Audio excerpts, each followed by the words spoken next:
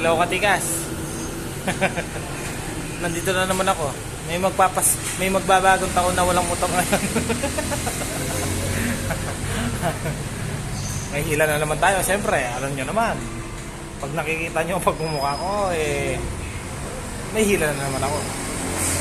Rosy TC125. Kulay black, katikas. Let you see, katikas. Ayan siya, katikas. Kaso, may mga ano na siya. Katulad nito, sira na.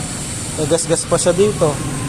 Tapos, nabasag yung ano niya, oh. Yung headlight niya.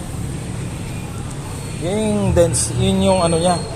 Sira niya, katikas. Tsaka to, speedometer niya. Sira na yung salamin niya, basag. Pero, sa kabuuan, okay pa naman siya.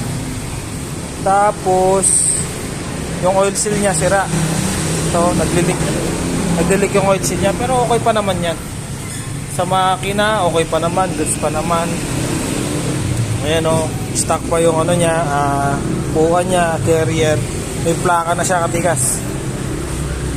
Okay pa naman siya, goods na goods. Pero subukan natin yung ano niya, yung tunog ng makina niya at saka ano, para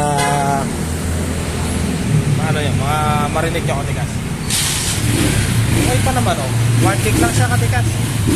Bali, goods na goods pa naman siya. Bali, yung mga sira niya, makakabili ka naman ng mga parts na gano'n. Makakabili ka naman ng speedometer at saka yung headlight niya. Pero sa makina, okay pa naman. Pakinggan nyo, katikas.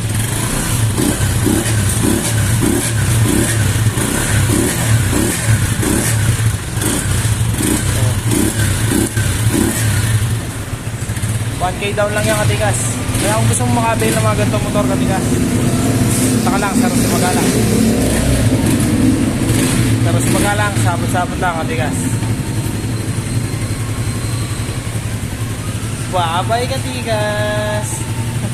Bye-bye.